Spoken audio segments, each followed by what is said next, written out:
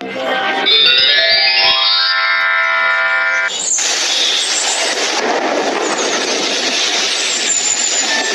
चिड़िया अपने 3 बच्चों के साथ हिमाचल में रहती थी। उसकी एक छोटी सी जमीन थी जिस पर वो सब्जियों की खेती किया करती थी।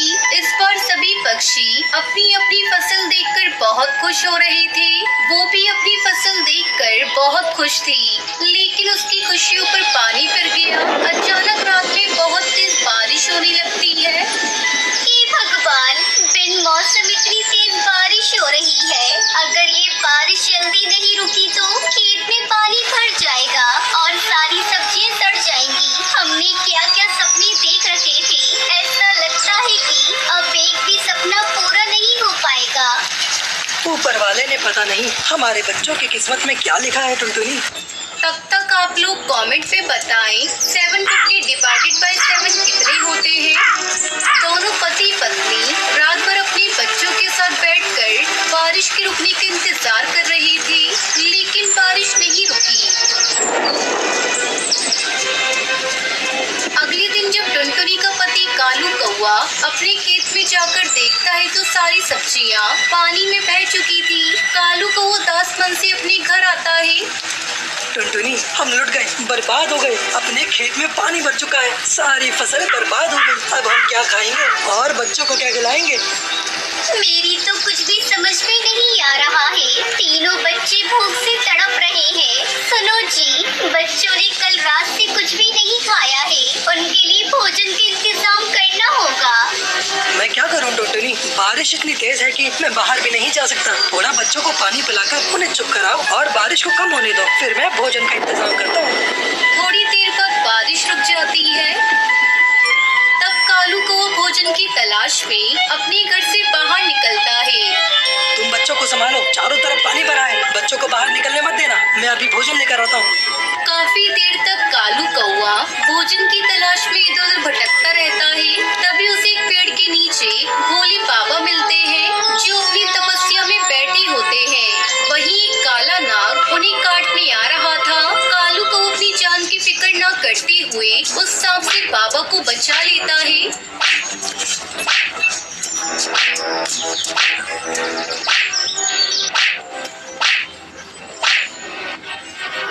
बहुत खूब बेटा, तुमने अपनी जान की परवाह न करते हुए मेरी जान बचाई है। बोलो तुम्हें क्या चाहिए?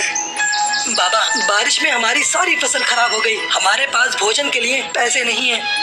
तथास्तु पुत्र, ये लो जादुई नोट। इस नोट को अपने खेत पर जाकर जमीन में दबा देना, तुम्हारी सारी मनोकामना पूरी हो जाएंगी।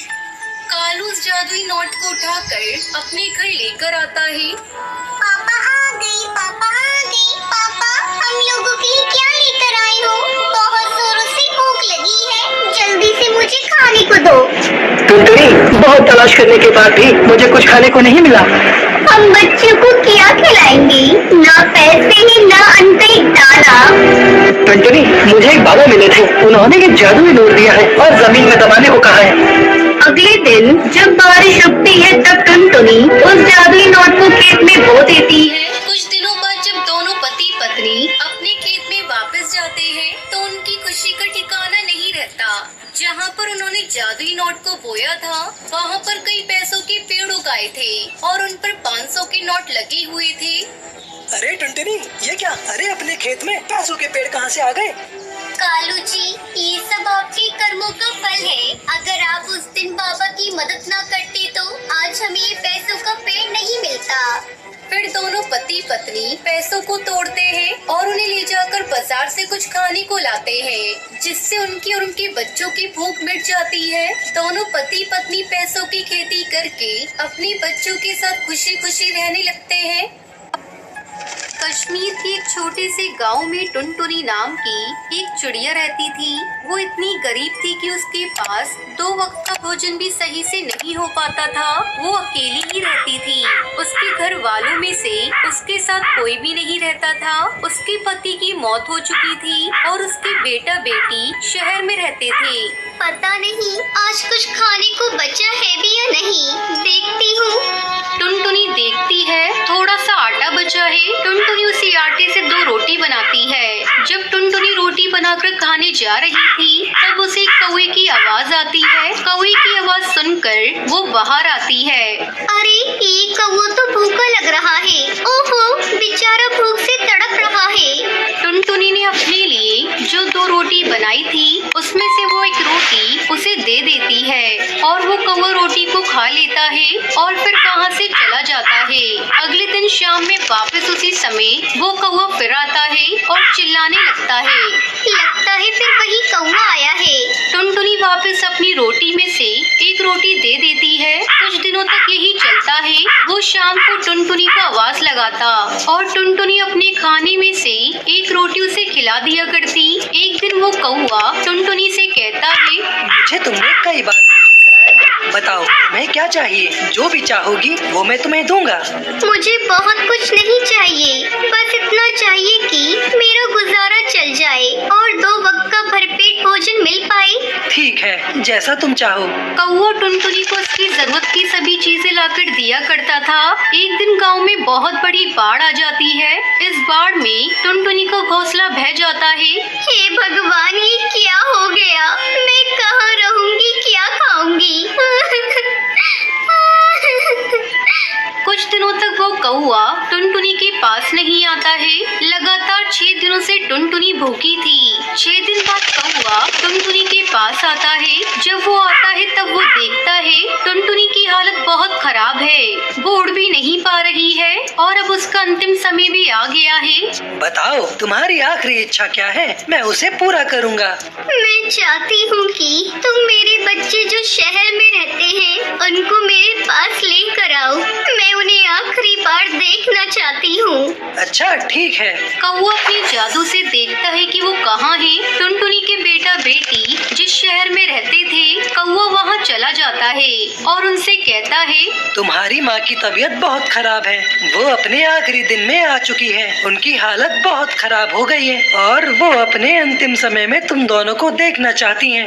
ये सुनकर टुनटुनी के बेटा बेटी कौवे के साथ आने के लिए मान जाते हैं। जब वो सभी वहाँ पहुँचते हैं तब तक टुनटुनी की मृत्यु हो चुकी होती है। वो देख सभी बहुत दुखी होते हैं और टुनटुनी की ओर देखने लगते हैं। ये नहीं हो सकता, मैं टुनटुनी की आखिरी इच्छा पूरी नहीं कर पाया। ये सुनकर कौवा जोर जोर से रोने लगता है। कैसी इच्छा कौवा भाई? वो तुम दोनों को आखिरी बार देखना चाहती थी। हम लोगों ने कभी अपनी माँ से मिलने की कोशिश भी नहीं की, फिर भी वो अपने अंतिम समय में हमें ही याद कर रही थी। कौवे, तुम तो जादुई कौवे हो। तुम्हारे पास कोई न कोई उपाय जरूर होगा। हमें बस एक बार अपनी माँ से गले लगाकर माफी मांगने दो। मुझे नहीं लगता है, मगर टुनटुनी के लिए हर वो कोशिश करूंगा जिससे उसकी अंतिम इच्छा पूरी हो। तो वो उसी वक्त वहाँ से उड़कर दूर गांव के किनारे अपने बाबा का इंतजार करने लगता है जिन्होंने उसे जादुई शक्तियाँ दी थी। बाबा, मुझे एक मरे हुए पक्षी को कुछ वक्त के लिए वापस लाना है। मेरे लिए ये बहुत ज्यादा जरूरी है। कृपया करके आप मुझे कोई उपाय बताएं। इसके लिए तो बहुत बड़ा बलिदान देना होगा जिसमें खतरा भी बहुत है। मैं कोई भी खतरा उठाने के लिए तैयार हूँ बाबा, आप बस मुझे उपाय बताइए। तो सुनो, तुम उस चिड़िया को ला सकते हो, मगर उसके लिए तुम्हें किसी और को उसकी जगह भेजना होगा और जब तक वो चिड़िया धरती पर रहेगी उसके बदले कोई और मरा रहेगा। मगर इसमें खतरा है, अगर एक पल भी देरी हुई तो वो चिड़िया धरती पर ही रह जाएगी और उसके बदले जो मरा है वो मरा ही रह जाएगा।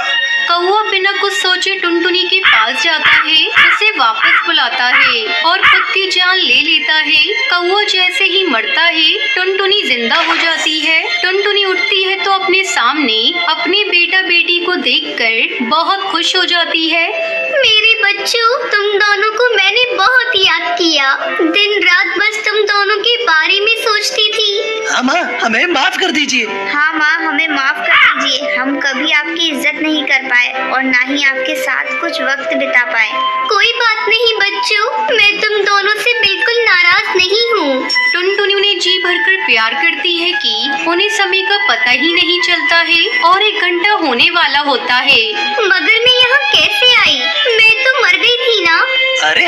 भूल ही गए माँ, वो बेचारा कौआ हमें आपके पास लाया। उसने 1 घंटे के लिए अपनी जान दे दी ताकि आप हमारे पास आ सके और हम आपसे मिल सके। तब तो बच्चों मुझे जाना होगा, मैं उसकी जान नहीं ले सकती। आखिर उसी की वजह से मेरी अंतिम इच्छा पूरी हो सकी है। बच्चों तुम दुखी मत हो, तुम दोनों से आखिरी बार मैं इतनी अच्छे से मिल सकी, ये मेरे लिए काफी है। अब मुझे मत रोको, मुझे जाना होगा। टुनटुनी कौवे के पास जाती है और अपनी जगह उसकी जान वापस लाना चाहती है, मगर ऐसा कुछ नहीं हो पाता है क्योंकि टुनटुनी से 1 मिनट की देरी हो गई थी। हे भगवान, ये मैंने क्या कर दिया? मैंने अपनी वजह से इस बेचारे कौवे की जान ले ली। नहीं नहीं, ऐसा नहीं हो सकता, मुझे उसे वापस लाना ही होगा बच्चों। पर तब तक बहुत देर हो चुकी थी। कौवे ने एक रोटी का एहसान अपनी जान देकर